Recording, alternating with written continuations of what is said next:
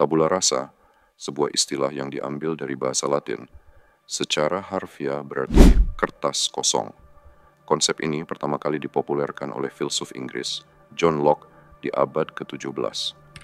Locke percaya bahwa pikiran manusia saat lahir tidak memiliki pengetahuan bawaan, melainkan dibentuk sepenuhnya oleh pengalaman dan lingkungan. Tapi, apakah itu benar? Mari kita mulai dengan inti dari gagasan ini. Locke mengatakan bahwa semua ide, pemikiran, dan perilaku kita adalah hasil dari pengalaman hidup.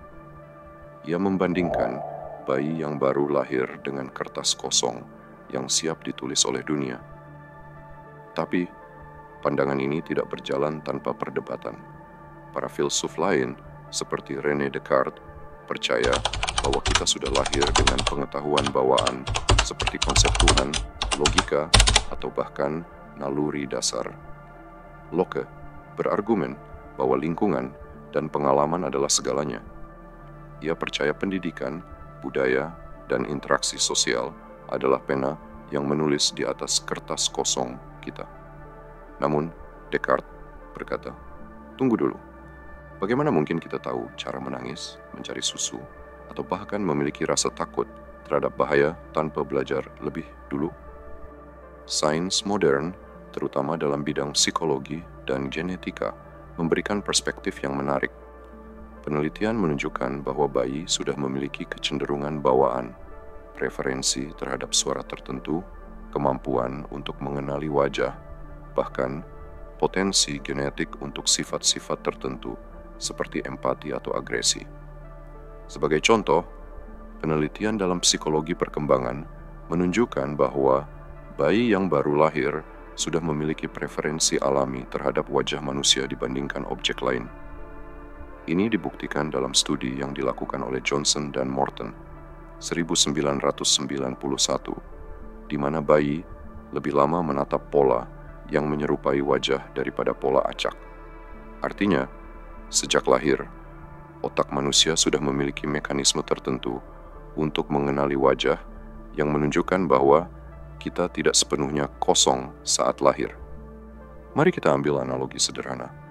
Jika memang saat kita dilahirkan adalah kertas kosong, maka mari kita pikirkan seperti ini.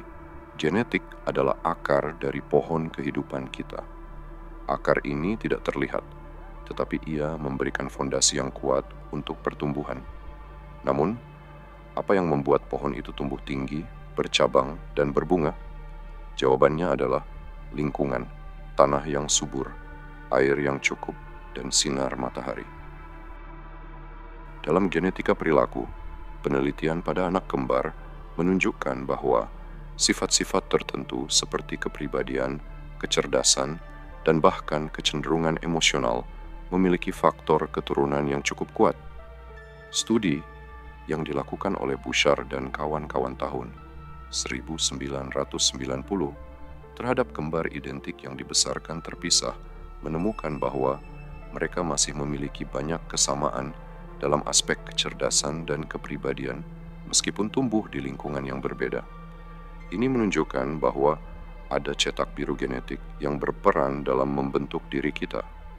Tapi bagaimana dengan pengalaman? Inilah bagian menariknya. Ilmu epigenetika telah menunjukkan bahwa pengalaman hidup tidak hanya membentuk pola pikir kita, tetapi juga bisa mempengaruhi ekspresi gen kita. Misalnya, penelitian oleh Maney dan Sif 2004 menunjukkan bahwa anak tikus yang mendapat lebih banyak kasih sayang dari induknya memiliki tingkat stres yang lebih rendah ketika dewasa. Ini terjadi karena pengalaman perawatan yang baik mengaktifkan gen tertentu yang mengatur respons stres. Artinya, meskipun kita lahir dengan pola genetik tertentu, lingkungan dan pengalaman masih memiliki kekuatan besar untuk mengaktifkan atau menonaktifkan gen-gen tertentu. Ini berarti kita bukan hanya produk dari warisan biologis, tetapi juga dari bagaimana kita menjalani hidup kita. Kita bisa melihat konsep ini seperti membaca sebuah buku. Halaman pertama mungkin sudah ditulis oleh alam, genetik kita. Tetapi bab-bab selanjutnya, meskipun dipengaruhi oleh masa lalu, adalah hasil dari pena yang kita pegang sendiri. Setiap keputusan, setiap tantangan, setiap momen adalah kata-kata yang kita tambahkan ke cerita itu. Jadi, apakah kita lahir sebagai kertas kosong? Jawabannya mungkin lebih kompleks dari sekadar iya atau tidak.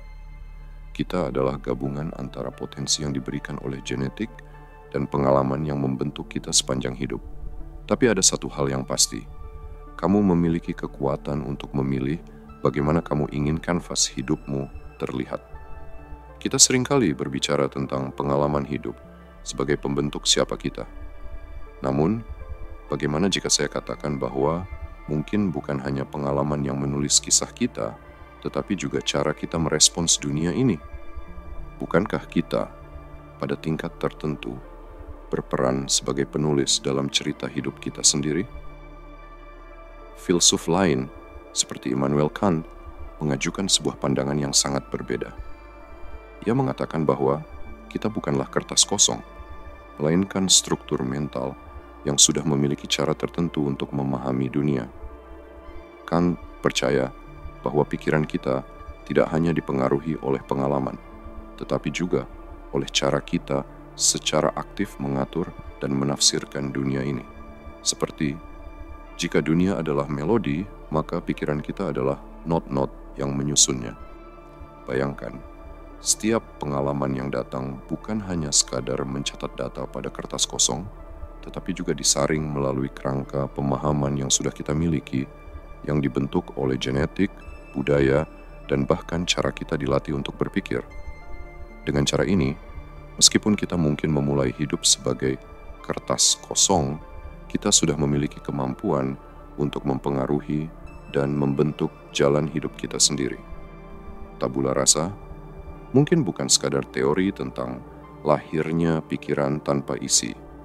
Mungkin ia lebih pada sebuah pertanyaan yang mengajak kita untuk terus mencari apa yang benar-benar membuat kita menjadi diri kita yang sebenarnya. Apakah itu pengalaman, pilihan kita, atau mungkin keduanya? Kesimpulannya, konsep tabula rasa tidak sepenuhnya benar, tetapi juga tidak sepenuhnya salah. Dengan kata lain, kita tidak sepenuhnya kertas kosong saat lahir. Pikiran kita sudah memiliki kerangka awal, seperti pola genetik dan naluri dasar.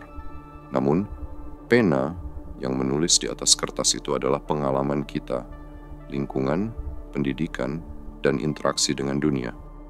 Jadi, tabula rasa hanya sebagian benar. Pertanyaan pentingnya bukanlah apakah kita kertas kosong atau tidak, tetapi bagaimana kita menggunakan pengalaman dan pilihan kita untuk melukis kehidupan yang bermakna. Konsep tabula rasa mengajarkan kita sebuah pelajaran penting, bahwa meskipun kita tidak bisa memilih bagaimana kita memulai, kita selalu bisa memilih bagaimana kita melanjutkan. Hidup adalah kombinasi dari apa yang diberikan kepada kita dan apa yang kita ciptakan dari itu. Jadi, jika hidupmu hari ini belum seperti yang kamu inginkan, ingatlah, kertas itu masih ada di tanganmu. Kamu selalu bisa menulis ulang kisah hidupmu mulai dari sekarang. Kita lahir dengan kerangka genetik tertentu, tetapi pengalaman hidup memiliki kekuatan besar untuk membentuk siapa kita. Otak kita bisa beradaptasi, gen kita bisa dipengaruhi oleh lingkungan, dan yang terpenting, kita memiliki kendali atas bagaimana kita menjalani hidup kita.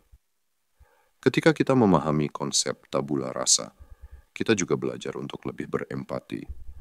Setiap orang yang kita temui sedang melukis kanvas mereka sendiri, dengan semua perjuangan dan pengalaman yang membentuk siapa mereka hari ini. Hidup bukan hanya tentang apa yang diberikan kepada kita, tetapi juga tentang bagaimana kita meresponsnya. Jadi, mari kita lukis kanvas ini dengan penuh cinta, keberanian, dan kebijaksanaan. Setiap langkah kecil yang kamu ambil hari ini adalah sapuan indah untuk masa depanmu. Maka, daripada melihat diri kita sebagai kertas kosong, mungkin kita lebih seperti tanah liat, memiliki bentuk awal, tetapi bisa dipahat dan dibentuk berdasarkan pengalaman, keputusan, dan lingkungan kita. Dan kabar baiknya, kita bisa memilih bentuk seperti apa yang ingin kita ciptakan untuk diri kita sendiri. Sampai jumpa di video berikutnya.